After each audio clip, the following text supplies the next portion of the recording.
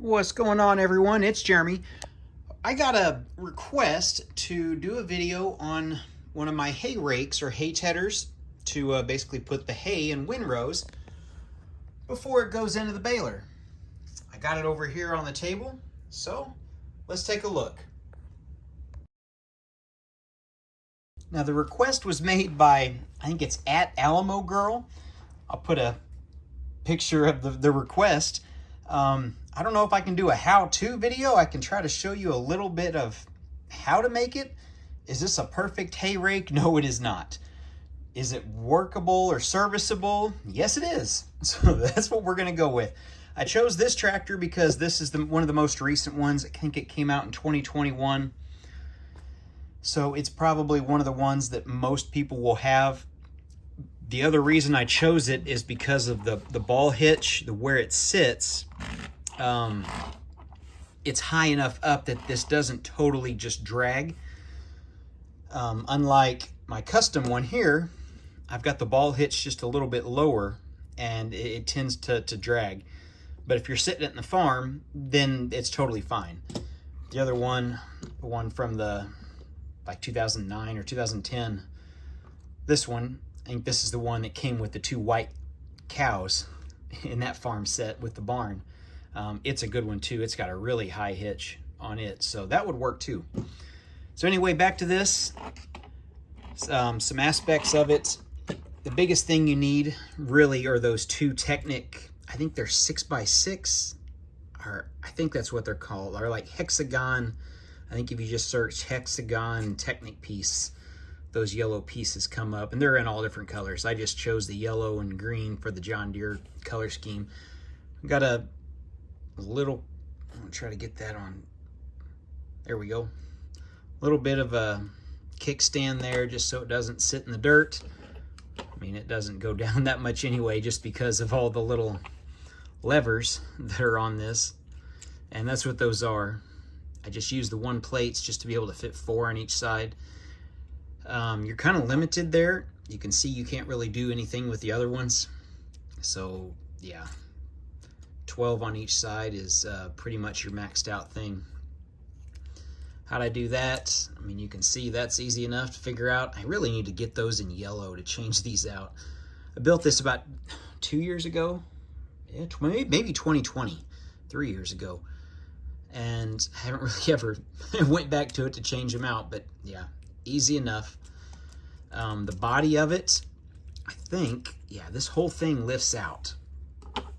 So the body is nothing special and nothing to brag about by any means. It's actually kind of bad, but it at least works for what it is.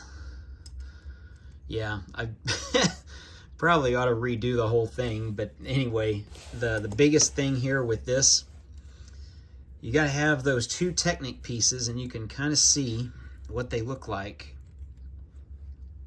I don't even know the part number. I'm sure somebody on here could probably tell you faster than I could looking it up.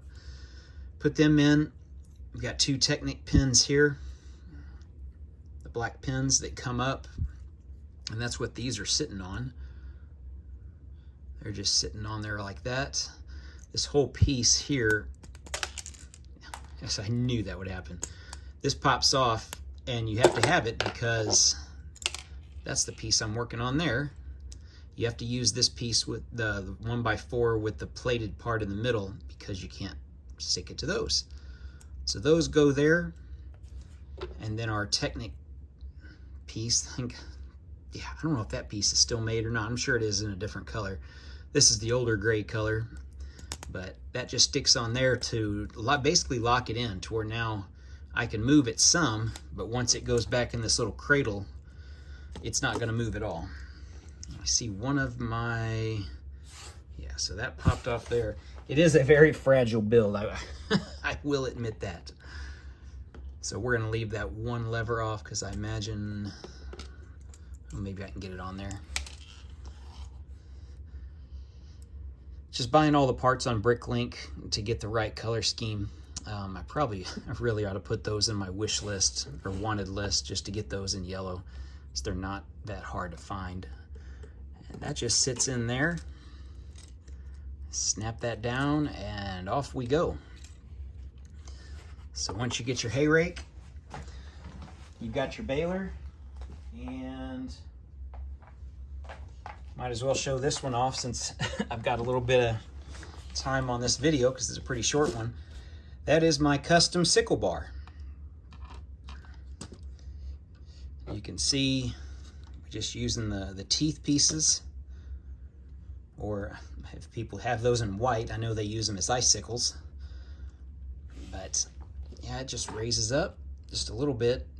As long as your tractor has those lift arms, like this one has the lift arms, and then I modified my red one and put lift arms on it, which is a really easy design to put them lift arms on, just so you can add 3-point attachments. So you got the 3-point, yeah, just like there. So it just raises a minute amount, but yeah, just to have a little sickle bar motor or something, or kind of an offset mower if I wanted to do that. And there you go. There's get that down. That'll help you guys set up a farm scene or a hay scene. Now, one of the little things, I might as well show this too. My parents lease out their farm to get the hay cut on it. Round bales and square bales. We had a problem with a round bale, and I guess just watch this video and you can laugh along with the problem that we're trying to figure out a solution for. So it's hay season. I'm at my parents' house, and it looks like the guy that was working on the hay had a problem. So now we've got to figure out how to get that out of the out of the pond. That should be fun. Well, if you guys have any suggestions, let me know.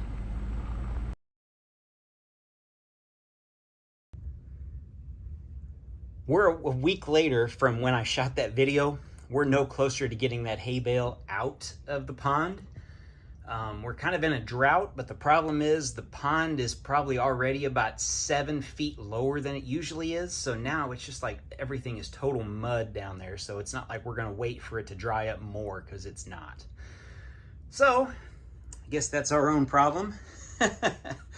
Anyway, hopefully this helped. If you guys have any interest in Lego farming, this is the place to be. All right, hopefully we'll see you in the next one, and thanks for watching.